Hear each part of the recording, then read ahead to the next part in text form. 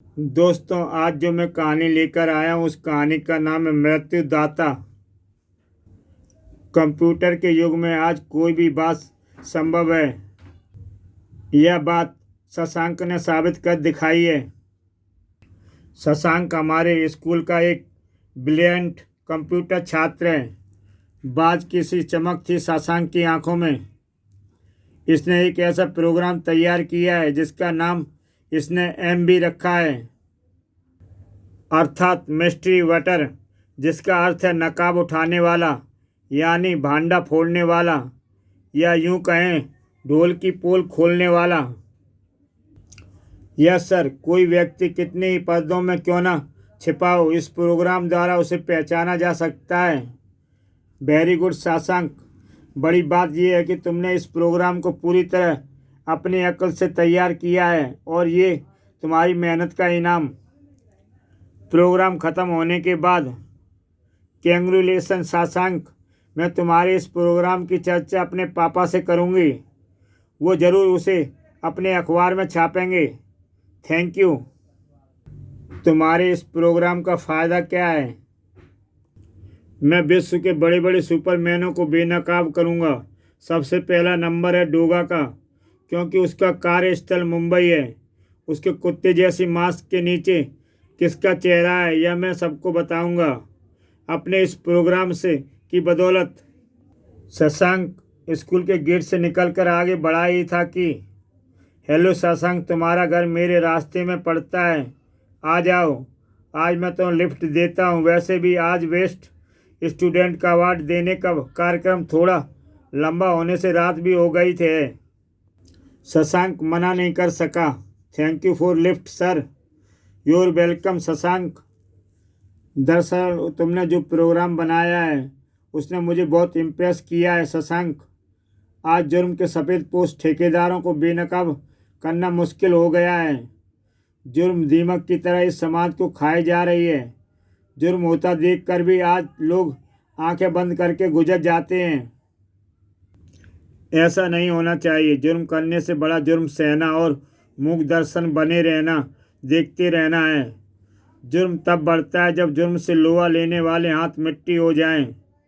अपराध तब बढ़ता है जब कानून के लंबे हाथ नकारा हो जाएं।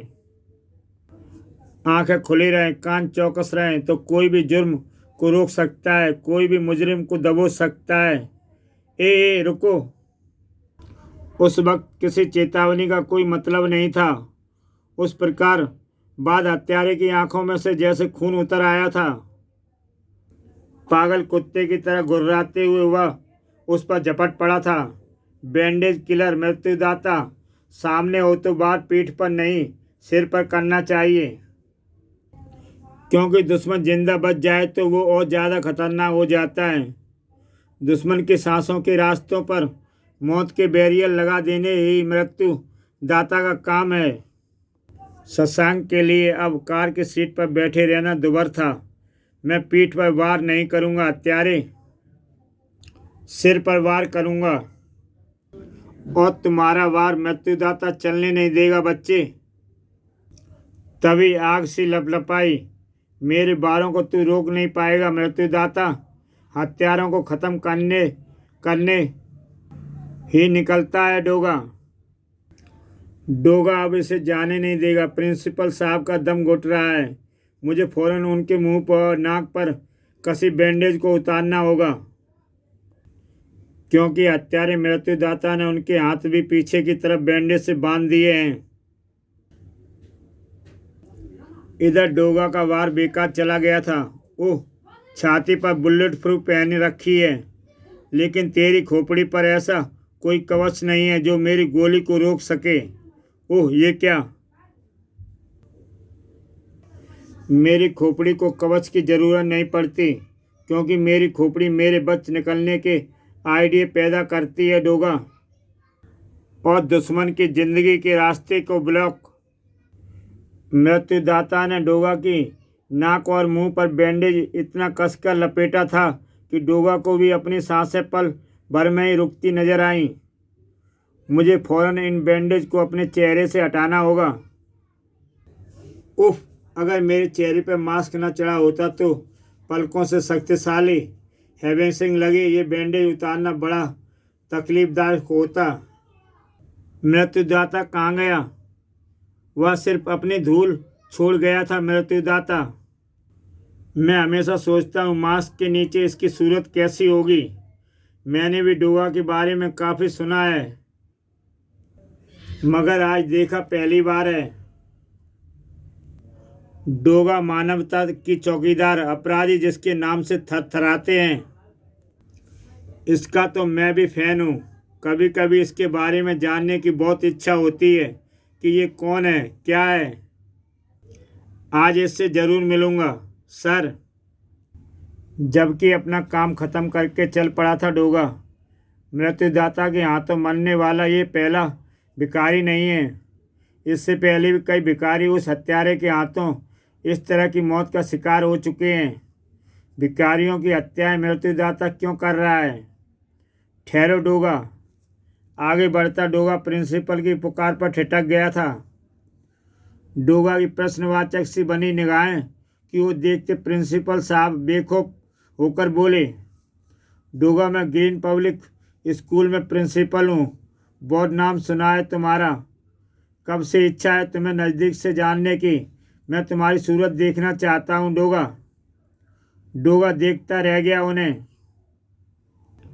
अपने प्रति उनकी भावनाओं को अच्छी तरह समझ रहा था डोगा, इसलिए पूछा, क्यों?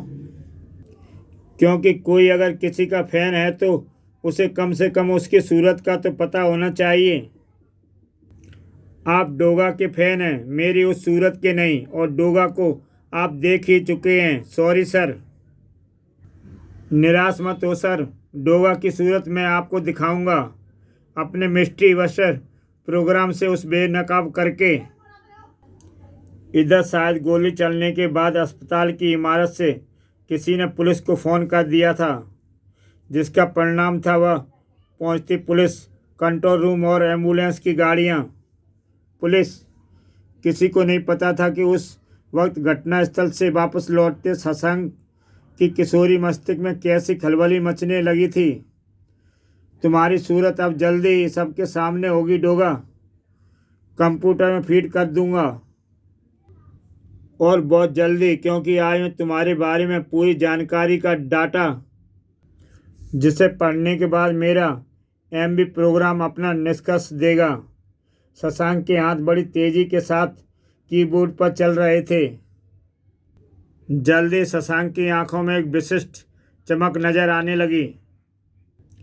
इसके लिए मुझे महानगर के सभी जिमों में चक्कर लगाना होगा, मगर इससे पहले मुझे जिम एसोसिएशन से यह पता लगाना होगा कि मुंबई में ऐसे कितने जिम कार्यरत हैं, और थोड़ी देर में उन सभी जिमों की लिस्ट हाथ में लिए शशांक अपने कक्ष से बाहर निकल रहा था। आ रहा हूँ डोगा, जल्दी आ रहा हूँ मैं तुम्हारे असली चेहरे के पास। भीख मांगना एक नैतिक अपराध ही नहीं बल्कि कानूनन भी अपराध है। भीख मांगते पकड़े गए भिखारियों को रखने के लिए बनाए गए हैं भिक्षु घर। यहाँ ऐसे ही लोगों को रोजगार के साधन उपलब्ध कराकर उन्हें सुधारा जाता है, मगर फिर भी जिन्हें भीख मांग कर ही खाने की आदत पड़ चुकी है उन्हें ऐसा भिक्षुगृह जेल ही दिखाई पड़ते हैं। इस जेल के कैसे आज़ाद होने के लिए जिनके पांव फड़फड़ाते ही रहते हैं। बस इस ग्रिल का आखिरी पेच काटना रह गया है। इसके बाद ग्रिल एक हल्के धक्के से पीछे को जा गिरेगी और आवाज़ भी ना होगी, क्योंकि दूसरी ओर की ज़मीन बेहद कच्ची है। शायद ये भागने की कोशिश कर रहे थे। भिक्षुघर के उस कक्ष में मौजूद 25 भिखारी उस वक्त फरारी के लिए बिल्कुल तैयार थे। जल्दी करो, निकलो बाहर, मगर खामोश, जरा भी आट ना हो, वरना इस बार भिक्षु गृह नहीं जेल जाना पड़ेगा। मगर किस्मत उन्हें कहाँ ले जाने वाली थी यह कोई नहीं जानता था। आंसू गैस के उस गोले के फटते ही भगोड़े भिखारियों की आंखों में जैसे मिर्चें झोंक दी गई हों। आह, मेरी आंखें अचानक जलने लगी हैं। उफ, ऐसा लग रहा है जैसे आंखों में मिर्ची पड़ गई हो। मौत वहाँ उनकी आंखें सदा के लिए बंद करने के लिए आज पहुंची थी, मृत्युदाता के रूप में। अब तुम्हारी आंखें कभी नहीं खुलेंगी, क्योंकि मृत्युदाता इन्हें कफन पहना देगा। उफ, इधर भी देख मृत्युदाता, तुझे कफन पहनाने डोगा आया है। डोगा मृत्युदाता के सामने था। डोगा की शक्तिशाली ठोकर से बैंडेज किलर के होठ रक्त उगल बैठे। उसका सीना चाक करने के लिए उठ गई डोगा की गन, मगर ओह, यह क्या, मेरी आंखें क्यों जलने लगी? यहाँ तो आंसू गैस फैली हुई है। मगर उसका दुर्भाग्य कि उसी वक्त भिखारी भी बुरी तरह से उससे आ टकराया। इस भिखारी का दम घुट रहा है और ये बैंडेज मुंह से उतरवाना चाहता है। डोगा ने आंखें खुली रखने का प्रयास करते हुए कबूतर की तरह तड़पते उस भिखारी के मुंह पर जकड़ी बैंडेज की ओर हाथ बढ़ाया ही था कि ओह, ये क्या! मृत्युदाता ने तो मुझे इस भिखारी के साथ ही चिपका दिया और मेरी गन भी अब दोनों के बीच में ही फंस गई है। अब मैं तब तक इसका प्रयोग नहीं कर सकता जब तक कि इस कैद से न छूट जाऊं। मगर पहले इस भिखारी के मुंह से बैंडेज हटाना भी जरूरी है। अरे, ये तो दम घुटने से मर गया। एक लाश से बन चुका था डोगा। मृत्युदाता ने उसकी तरफ एक और सिटकी बैंडेज उछाली, मगर डोगा ने फौरन ही सिर को झुका लिया, अन्यथा उसका चेहरा भी लाश के चेहरे के साथ जुड़ जाता। आंखों को भी जबरदस्त जलन के कारण खुली रख पाना मुश्किल हो रहा है। मृत्युदाता की उस शक्तिशाली ठोकर से लाश सहित उछल गया डोगा, जब तक तू इस कैद से छूटेगा तब तक मैं यहाँ कई भिखारियों को मौत देकर जा चुका होऊंगा। तुझे मेरा चैलेंज है, रोक सके तो रोक, ना रोक पाया तब भी मैं तेरी सांसों को रोकूंगा। मुझे चाकू निकालकर बैंडेज के इस मजबूत बंधन को अपने दोनों तरफ से काटना होगा, जिसके बाद कम से कम लाश तो मुझसे अलग हो जाएगी। और तब डोगा की आंखें नीर से इतनी लबलबा भर चुकी थी कि वह उठकर आगे बढ़ा तो राह में पड़ी उस भिखारी की लाश से टकरा गया। उफ, एक और लाश! डोगा को म्यूनिसिपालिटी के उस नल की मदद लेनी ही पड़ी। एक बार फिर मुझे डोज देकर निकल गया मृत्युदाता। आंखों की सफाई के बाद जो दृश्य उसके सामने आया, उसे देखकर उसके जबड़े शक्ति के साथ भिजते चले गए। एक साथ 8 भिखारियों को दम घोंटकर मारने में वह हत्यारा सफल हो गया। मुझे उस कैद से छूटते देख मृत्युदाता फरार हो गया होगा डोगा। हत्यारे को अगर मेरा खौफ ना होता तो शायद ये सभी विलासे में बदले पड़े होते। मगर इतने भिखारी एक साथ यहाँ कहाँ से आ गए? शायद ये सब बिच्छू गिरह से फरार हुए होंगे। इन्हें वापस वहीं पहुंचाना होगा इनको। उधर शशांक द्वारा एकत्रित की गई जानकारी के आधार पर उसका एमबी प्रोग्राम अपने निष्कर्ष लगातार दे रहा था। इन 53 में से डोगा कौन है, यह मुझे जल्दी पता लग जाने वाला है, क्योंकि उसकी एक विशेषता और मैंने कंप्यूटर में फीड कर दी है, जिसे देखकर शशांक की आंखों में चमक बढ़ती ही जा रही थी। इधर जिम में सूरज, क्या बात है अदरक चाचा, ये खबर पढ़ो। अरे, ये तो वही लड़का है शशांक, जिसे डोगा ने मृत्युदाता के खूनी पंजे में फंसने से बचाया था। तब तक सूरज अपना व्यायाम पूरा कर चुका था। सूरज खबर पढ़कर इतना नहीं चौंका जितना अखबार में छपी उस फोटो को देखकर चौंका था। सूरज, शायद तुम इस समाचार को लेकर गंभीर नहीं हो। अगर वो ऐसे ही किसी प्रोग्राम पर काम कर रहा है तो भी उसकी लिस्ट में अकेला मेरा नाम नहीं है। पूरी मुंबई में ना जाने कितने ऐसे लोग होंगे जिनका कद 6 फीट से ज़्यादा होगा। अमिताभ बच्चन भी है, वह इससे आगे नहीं बढ़ पाएगा। आप भी चिंता क्यों करते हैं अदरक चाचा? तुम? तभी शशांक को देखकर सूरज, तुम तो वही हो जिसकी तस्वीर आज अखबार में छपी है। जो डोगा को बेनकाब करने वाला है। Yes sir. क्या तुम्हारी तलाश कुछ और आगे बढ़ी बेटे? कुछ नहीं सर, काफ़ी हद तक आगे बढ़ चुकी है। डोगा कुत्ते का मास्क पहनता है, उसका इस्तेमाल करता है। 6 फीट ऊंचे कद के उन 53 लोगों में से 35 ऐसे आदमी ढूंढने में कामयाब हो गया हूं जिनका संबंध या लगाव कुत्तों से बहुत ज़्यादा है। 36वें आप हैं सूरज सर। मैं? शशांक के उन शब्दों के साथ ही जैसे मुंबई की सारी इमारत का मलबा धाड़ धाड़ कर उसी पर आ गिरा था। विचित्र ढंग से मुस्कुरा रहा था शशांक। हाँ सूरज सर, आप भी तो हो सकते हैं डोगा, क्योंकि आप कुत्तों को बहुत पसंद करते हैं। बेटा सूरज, बांध ले अब तो मुंबई से अपना बोरिया बिस्तर। ये लड़का तो गुरु निकला। भौचक्का खड़ा था सूरज, हक्के बक्के रह गए थे अदरक चाचा। मगर तुम्हें डोगा को बेनकाब करके क्या फ़ायदा होगा? मैं भी हजारों लोगों की तरह डोगा का फ़ैन हूँ। मैं भी हजारों लोगों की तरह उसकी असली सूरत देखना चाहता हूँ। अच्छा अंकल, ज़रूरत पड़ी तो फिर मिलेंगे। अदरक चाचा डूब गई लुटिया। मुझे इस लड़के से फ़ौरन डोगा बनकर मिलना पड़ेगा, वरना ये लड़का ज़रूर किसी मुसीबत में फंसेगा और मुझे भी फंसाएगा। मुसीबत उसी रात अपने पांव शशांक के घर की ओर बढ़ा चुकी थी। आज वह घर पर अकेला है। मैं पता कर चुका हूँ कि उसके पापा बिजनेस टूर पर शहर से बाहर गए हैं। इधर शशांक बढ़ रहा था एमबी प्रोग्राम के 5वें लेवल की ओर। डोगा के प्रोग्राम की सारी जानकारी कंप्यूटर में सेट कर रहा था शशांक।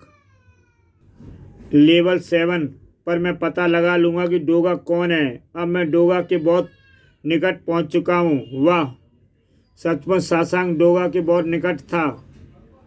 शशांक के कंप्यूटर में डोगा की सारी जानकारी फिट हो चुकी थी। डोगा के समूचे जिस्म में एमबी प्रोग्राम के निष्कर्ष को पढ़ते हुए चींटियां सी दौड़ने लगी थी। ओह, तुम्हारा ये एमबी प्रोग्राम तो वाकई ब्रिलियंट है। हैं? कौन? डोगा चमत्कृत सा खड़ा था। उफ, अगर मैं उस व्यक्ति तक पहुंच जाता जो जिम चलाता है तो निसंदेह ये मुझ तक ही पहुंचता और समझ जाता कि मैं ही हूँ डोगा।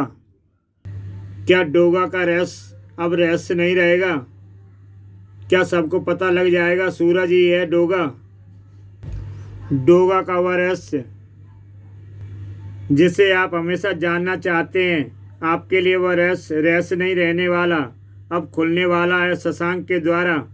डोगा का नकाब। क्या डोगा शशांक को रोक पाया?